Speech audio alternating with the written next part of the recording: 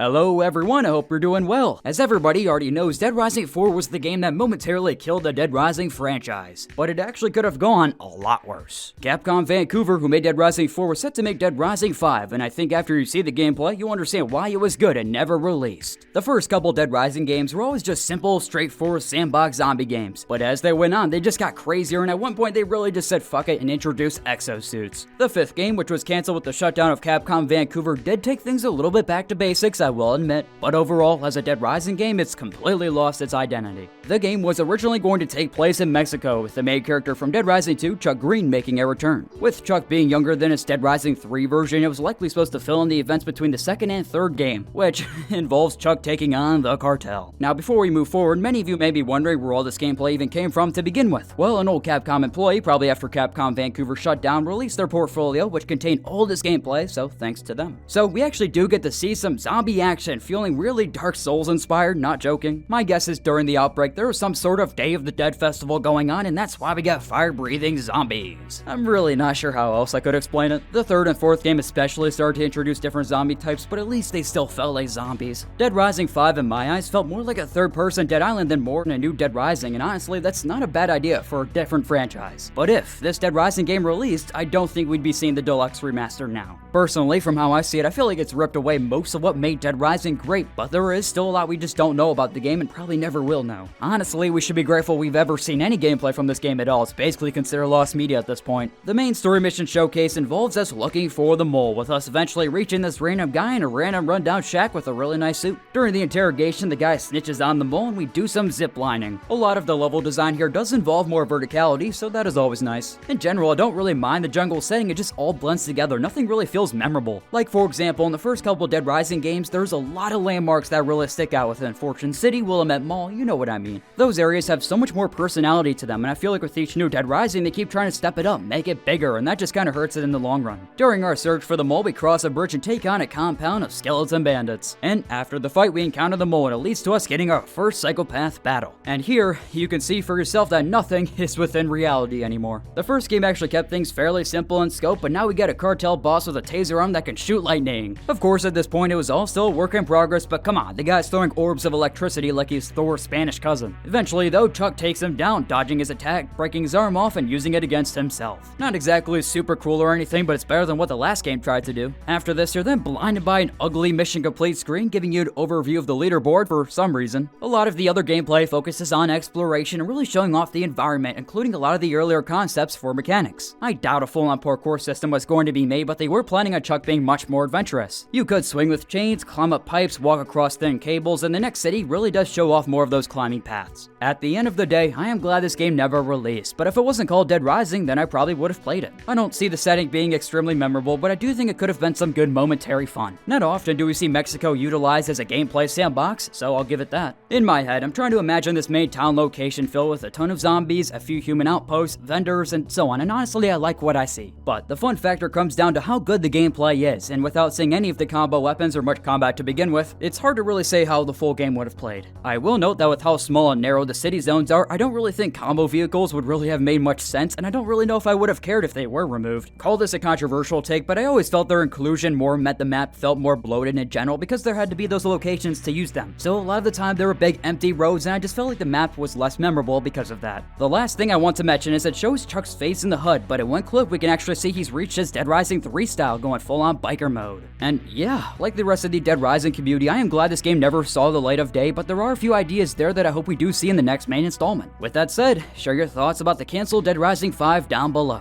If you enjoyed, feel free to like the video, subscribe if you want, and stop by for the next one everyone. Cheers.